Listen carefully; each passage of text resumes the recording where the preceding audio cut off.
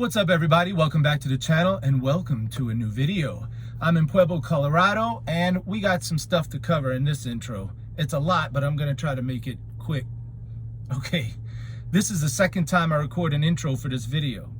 The first intro I recorded last night and I edited it and I went to bed. I woke up this morning and I was like, you can't put that out, Jay. You can't put that out, Jay. It's not what I want the channel to be. If somebody is tuning into this for the first time, I wouldn't want them to see that and let that be their first impression. The thing is, I said what I said in that intro for a reason, so I don't want to just scrap it. So I got the bright idea, put it at the end. So I always have a little lanyap for y'all. Today the lanyap's going to be my original intro. It's very honest. You maybe get to learn a little bit about me. I don't know, the personality behind the camera. I don't know what you want to call it, okay? But again, it's not what I want the channel to be, but I do think there's some value in what I recorded. So check it out at the end, okay? Let's move on. You see what I'm wearing? I was in Texas and I wanted to look like a cowboy to fit in with the locals. So I figured this shirt made me look like a cowboy. I need the hat, but then I remember when COVID happened? Last year, it was like the first thing they said, you can't touch anything. Everything's got to be sanitized and sterilized. You can't touch anything. You have to walk around in a bubble. Well, I wanted to get COVID. I wanted to get it so bad that I disobeyed every rule about social distancing, touching stuff, you name it. I did the opposite, including every truck stop I went in. I tried on all the hats. I put on the sunglasses. If I could touch it, put it, wear it, whatever, put it in my mouth, I did it. But anyway, I tried on this cowboy hat. I mean, I kind of look good as a cowboy. What do you picture that hat with this shirt? That wouldn't be half bad. Speaking of Texas, while I was there, I took this picture. Look at what it says. Guns and chicken. Texas has that reputation of being a real pro-gun state. But not to be outdone, look at this guy's sign. I guess he figures if you're going to sell chicken and guns, I'm going to sell tires and guns. Needless to say, you could get a gun in Texas pretty easy. Also, all right, this is serious. I've been having fun, but this part is serious, okay? So I had a near-death experience. Last time I was in Vegas, I'm gonna move in closer because this is serious. Last time I was in Vegas, I dropped a trailer at our yard and I walked around the back to do a post-trip inspection on the trailer. And a Tyrannosaurus Rex snuck up on me and attacked me, and I had to fight this thing off. It was a harrowing experience, but luckily I had the presence of mind to pull out my phone, my camera, and take a picture during the event to sort of photo document it, because I know y'all wouldn't believe me. So check it out. I mean, I had my head in the jaws of the mighty beast. I could have died, but I kept fighting, and eventually I was able to slay him. And after it was over, I took this video. It was sort of a in-the-moment reaction. Check this out. Well, it was a struggle, but I was finally able to slay the terrible lizard. Hopefully this wasn't the last T-Rex on Earth. I don't want to be responsible for the extinction of a species.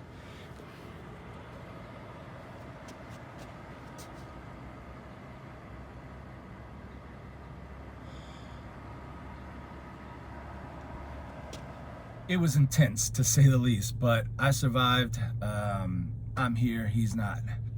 Okay, moving on. Today's video is gonna be different. Like I said, I wasn't on the, well, actually I have been on the road, but I didn't record anything, and you'll find out why at the end of this video. What I do have is cooking, so if you wanna see my skills in the kitchen, maybe learn a little bit about cooking, if you're a truck driver, and you're at home and you think, I want to cook, well, check this out. I hope you like it. We're going to start off with cacio e pepe. which is a dish that there's a million YouTube videos on, so I thought I'd throw my hat in the ring and give it a try. So this video starts with me arriving at Vegas and leaving our yard, and we'll just take it from there. So you know what's next, right? Let's get started. Now, in my last video, I was talking all about Swift. Well, guess what? I just got to our yard in Las Vegas, but it actually holds trucks from 3, 4, 5 different companies. And guess what one of those companies is?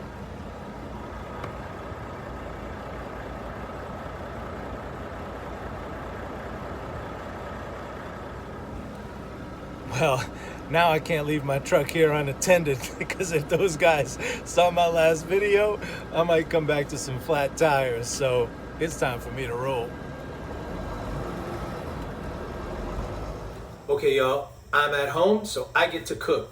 I'm gonna make lunch today, and that's gonna be, are you ready? Cacio e pepe. Controversial dish because the Italians, and I'm not talking about Italian Americans, the Italians are very rooted in the traditions, and if you veer from their way, they send hate your way, right? It's a creamy sauce, but you can't use cream and you can't use butter. It's all about technique. Are you a good enough cook to pull this off without cheating by using cream and butter? We'll find out if I am. And also, it's just served as pasta on a plate. But I like shrimp, and I want it, so you can't add shrimp to the dish, or else the Italians will get mad at you. So I'm gonna have cacio e pepe, and I'm gonna have shrimp on the side. It's not like any Italians watch my video, but just in case one day, you know, I don't want to draw the ire of the Italian people. So pasta on one plate, shrimp on the other. This is going to be basically a shrimp scampi, but without the pasta. I just wanted to do some shrimp with the sauce, and so we'll put it all together. Well, we're going to keep them separate and just eat them together. All right, so okay, I'm actually juggling 2 dishes at once, so I got to be careful and time everything out right, which means having your mise en place is a necessity. Check it out. As we discussed before, mise en place means you have everything chopped, grated, peeled, diced, you name it, all measured out, all in little bowls, ready to go. So once you start cooking, everything's right there, and you can just grab and go. So right here, I have everything ready and portioned out that I'm gonna need. I got a pan for the shrimp, one for the cacio e pepe, and a pot of boiling water. Okay, we're gonna start with the shrimp first. First thing we do is add the butter and get that melting.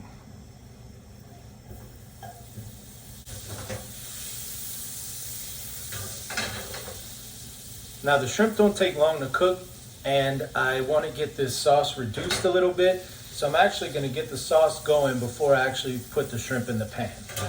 Once the shrimp go in the pan, that's when I'll drop the pasta. And then from there, the clock is ticking. I can't make any mistakes. Okay, now it's time to add some wine to the butter. To the butter and wine mixture, I'm going to go ahead and add my garlic and my parsley and some lemon juice. That's going to reduce down, and then we can add the shrimp.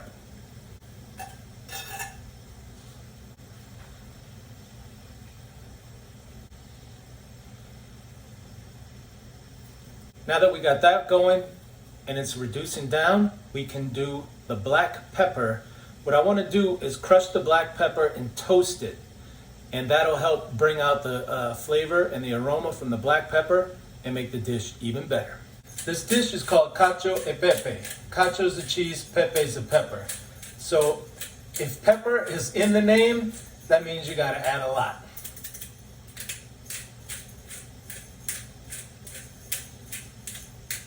Okay, y'all, this is the moment of truth. I've got all 3 going. The pepper is toasting. The sauce is reduced down and the water's boiling. That means add the shrimp, drop the pasta, and start running the clock. The instructions on the package say 8 minutes. So I've got to keep an eye on it.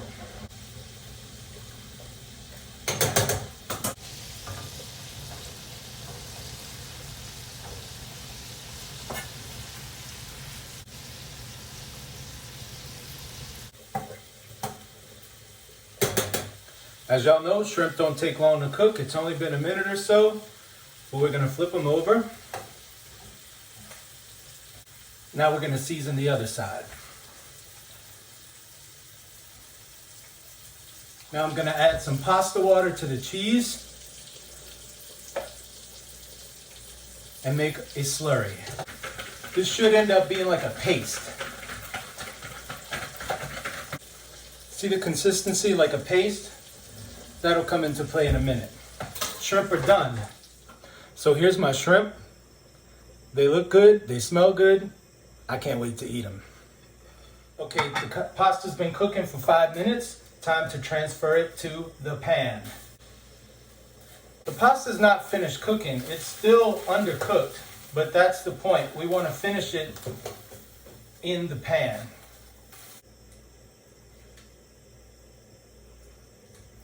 And I'm adding the pasta water to the pan.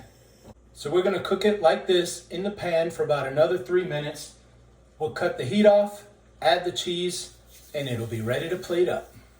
Okay, the pasta's cooked, so we're going to turn the heat off. We have still some pasta water left in the pan, which is what we want. Now we're going to add our slurry and start incorporating it. Stir, stir, stir. And you're going to see that it's going to start to thicken. The cheese and the water are going to combine and create a creamy sauce.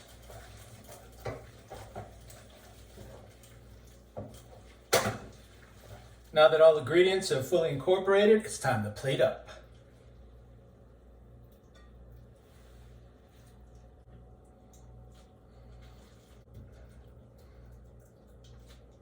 Now I'm going to add some more crushed pepper, black pepper at the end just to top it off. And I'll show you what we got. Okay, y'all, here we go. Cacio e pepe. Nice and creamy without any cream or butter. And I did it the right way. Hopefully the Italians approve. Okay, I've got my 2 dishes ready. Time to try them out.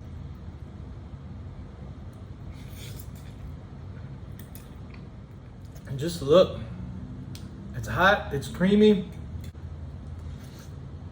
And now the scampi style shrimp. Perfectly cooked. You can kind of tell by the color if the shrimp is cooked right. That sauce, it was just, butter, white wine, garlic, parsley, some salt and pepper. It's just so good. And it goes great with the cacio e pepe. Well, I'm grocery shopping and there's a Starbucks in the grocery store. So I decided to see what all the talk is about with Starbucks. So I ordered the most, I don't even know what this is called, but it sounded like the most ridiculous, like effeminate coffee that I could possibly think. I drink black coffee. So I got this and I'm gonna see what all the Starbucks fuss is about.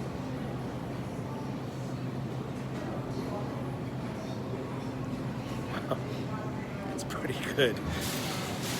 It ain't black coffee, but it's pretty good. Now, today we're gonna cook something different. I'm gonna make a tomato sauce. Now I make 2 different kinds, tomato sauce and red gravy. And they're 2 different dishes, and a lot of people online love to bicker back and forth about it's sauce, it's gravy, it's sauce. Well, actually it's 2 different things, at least in my kitchen. But today is the shorter version, which is a tomato sauce. We are gonna pair that, I love seafood. I got some big giant shrimp and some scallops. And it's almost like the beginnings of a spaghetti alla scoglio, but that has mussels and clams and squid. I don't have all of that. And normally that isn't served with a sauce. You would just cook it with tomatoes. Remember when I made pasta alla puttanesca? I just put the tomatoes in there, crushed tomatoes. That's how you would normally serve that. So it's sort of like a mashup of spaghetti, but with seafood in it. Cool? Okay, so this is like not a traditional dish. But let's start with the tomato sauce, shall we? This dish starts out with a sofrito, in French, mirepoix. That's celery, onion, and carrot. That's the base of the flavor. What we're gonna do though is something a little different. We're just gonna rough chop them, put them in a food processor with some olive oil and make a smooth consistency because we want a smooth sauce with no chunks in it. The next thing we have to do is cook the sofrito for about 15 minutes. All I'm going to do is put some olive oil in a pan, put the sofrito in, stir, add a little bit of seasoning, and then we can move on to the next step. It's very important to keep an eye on this, keep stirring it, because you don't want it to burn. If it does, you gotta start all over. Let's talk about tomatoes. These are imported San Maranzano tomatoes. You see how the can says DOP right in the middle? That means they're certified from the tomato people in Italy that these are the real deal. If your can looks like this, Maranzano style, San Maranzano style at the store, you might as well just buy regular tomatoes for less money because they're not Italian, they're not imported, and they're not as good.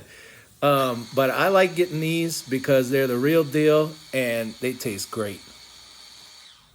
Okay, it's been about 15 minutes. The sofrito smells really good. So now it's time to start adding the tomatoes. Carefully.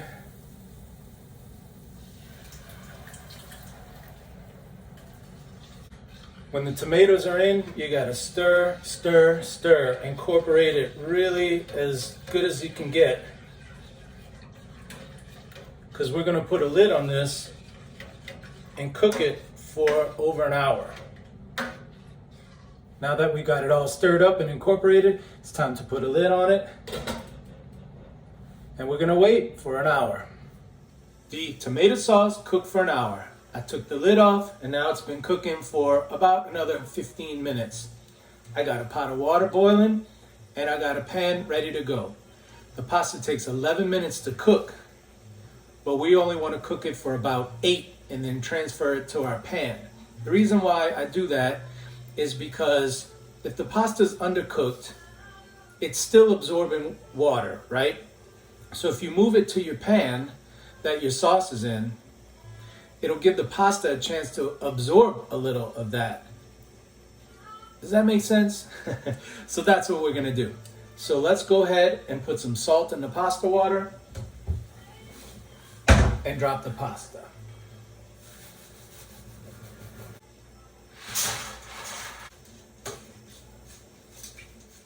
Okay, we got the pasta in the water. Now I've got some olive oil heating up on the stove, and it's time to add our seafood. But first, I'm gonna add some olives and capers. Y'all know how I love that. Splash of white wine.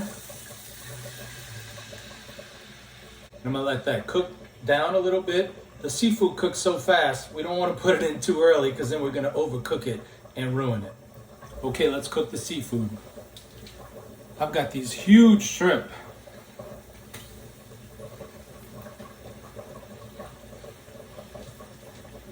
And some nice scallops. I've got them seasoned with Chef Paul Prudhomme's seafood seasoning mix, which is really good. Okay, I added some garlic to the pan as well. Now it's time to flip. Okay, the seafood is cooked. The sauce is gonna cook. And the sauce that's, quote unquote, sauce that's in this pan has reduced down. So I'm actually going to add some of this sauce to it.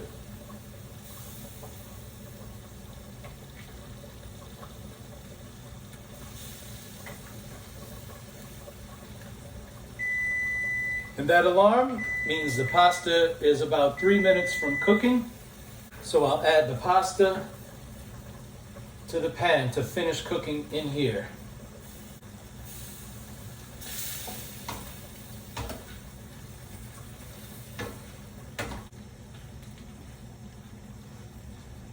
Now you see how the sauce is starting to disappear a little bit? The pasta is absorbing it.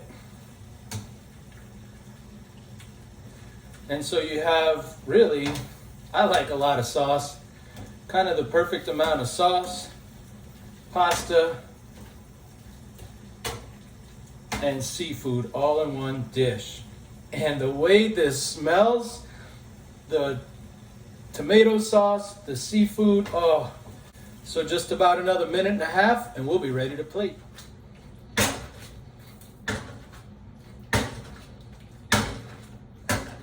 Okay, the seafood is cooked, the pasta is cooked, the tomato sauce is ready to cook. And we're ready to plate. I bought plenty so that I can eat this again tomorrow and eat the leftovers. So that leaves me with 2 scallops and 2 shrimp. Maybe one day somebody will actually come over and eat with me.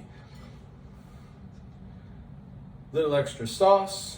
And we're gonna serve that with some nice crispy bread. I'll probably put some butter on that. And boy, you can't beat it. Okay, the taste test.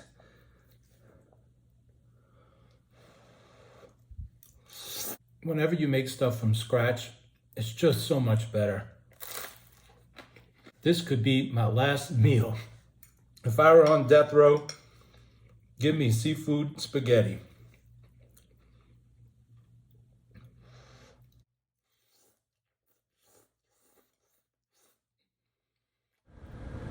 Okay, everybody, that was the video. I know it's very different. There was no trucking in it. We got to be silly. We got to cook. We got to become a cowboy. But don't forget to stick around after this sign off to see my original intro that I kind of teased earlier. It's, well, you'll see. But look, I want to thank y'all for watching. The channel has been languishing. You could even say the channel has been regressing. And it has. You could say it and you'd be right. So thank you to the people who do watch. We'll get further into that. But I really do appreciate it, okay? So until next time, this is Jason, signing out. What's up, everybody? Welcome back to the channel and welcome to a new video. Now, you know what? Let's forget all of that crap.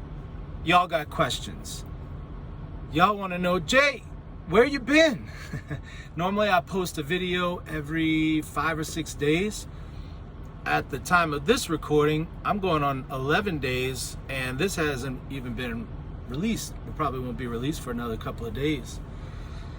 Well, everybody, it's hard to be on all the time. If you remember ever seeing Robin Williams on a late night talk show or any kind of interview, he'd be bouncing off the walls. He's funny, he's entertaining, and look how he turned out, right? It's hard to be on all the time. And I haven't been on, I haven't been inspired lately, and nobody wants to watch a YouTube video or a YouTube channel of some sad guy, right? But, you know, I always am honest with y'all, even when it makes me look bad. I feel like that's the only way this one-way relationship will work. And honestly, the channel hasn't been doing well. It sort of hit a plateau and began to regress, actually. And so, I don't know, I was just kind of feeling sorry for myself and just filled with self-pity. And although that's better than my normal emotions, which are like self-loathing and despair. So, but yeah, the channel's not doing well. I think it's been going on for what, about 3 months now, 4 months. And I'm actually losing viewers, not gaining. And while I'm being honest and making myself look bad, part of it is I think I'm maybe a little resentful or a little jealous or a little, I don't know. There are channels that are very popular and are growing way faster than mine that I just can't figure out. It may not look like it to y'all because of my end product, my video that you finally see looks pretty crappy from a production value standpoint, but I put a lot of work. It takes hours and hours and hours for me to edit just one of these videos, hours and hours, over days, right? I put in a lot of work. And again, it doesn't show at the end because it looks like crap, but it's the best I can do. I had to teach myself how to do all of this. There are YouTubers who put zero effort in. They'll put their laptop on the table in front of them, point it up where you're looking up their nose the whole time, and they'll just start ranting and cursing about their dispatch and talking about their gear ratios or their reefer or whatever. And people just can't wait to hear more of this. There's no effort. They just hit record. Oh, I got a new message. They just hit record and start cursing, and people just eat it up like it's Thanksgiving dinner. Meanwhile, I go through all of this trouble and nobody's interested, you know? Well, who do I have to blame? Me. I mean, if my content isn't good, then people aren't going to watch. So I don't know. I don't blame anybody for my problems ever. It's me, always 100% my fault. I'm not good enough, or I haven't figured it out. How about that? I haven't figured it out. I mean, but I can't sit there and talk about my gear ratio or for 20 minutes or whatever. People asked me when I started the channel, well, who's your target audience? And I thought I had it figured out, but I don't. I really don't. I mean, it's not truck drivers, obviously, because they want to hear about pumpkins and I'm not even going to explain. I don't know.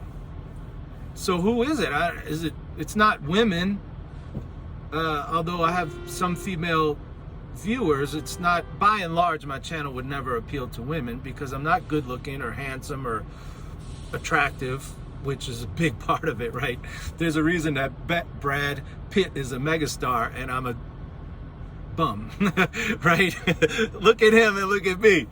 And I'm just not entertaining enough, or I don't know. Talking about trucking doesn't appeal to a high percentage of women, only a very small subsect. So I don't know. I would like my channel to be for new truck drivers.